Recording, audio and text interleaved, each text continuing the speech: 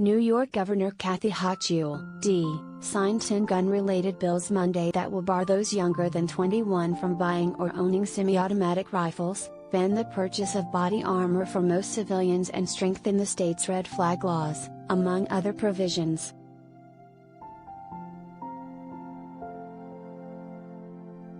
The landmark package is one of the first major efforts by a state to pass new gun control legislation after a spate of mass shootings across the nation, including the deadly massacre that left 21 people dead, 19 of which were young children, in Uvalde, Texas, last month.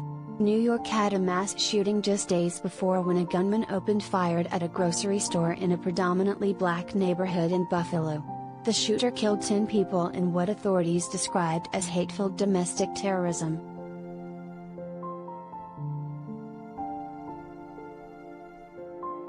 Democrats in the New York legislature approved the 10-bill package of gun legislation last week. The laws will also mandate micro-stamping on some new firearms to help authorities solve gun-related crimes.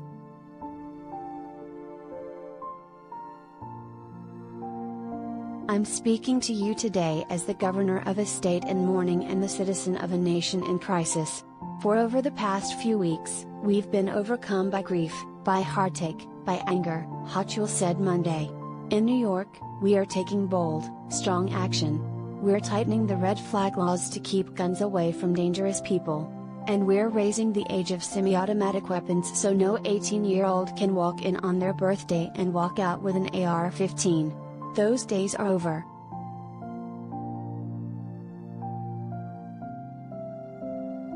The legislation's passage was hailed by gun reform groups.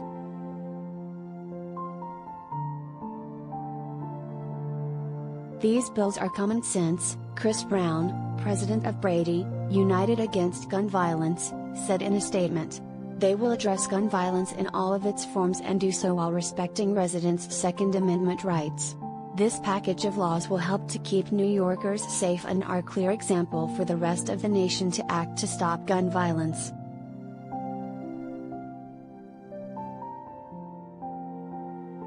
Democrats in Congress have been trying to pass some semblance of gun reform since the string of mass shootings, but have struggled to field any major proposals that would pass the Senate with Democrats' narrow, 50-50 majority there, for which Vice President Kamala Harris holds the tie-breaking vote.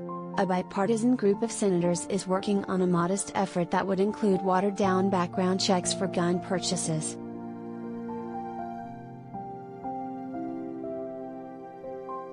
Hochul said Monday that New York would continue to work to rein in gun violence, urging Congress to follow the state's lead and take immediate action to pass meaningful gun violence prevention measures.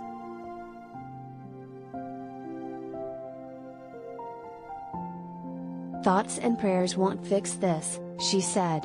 But taking strong action will. And we'll do that in the name of the lives that have been lost.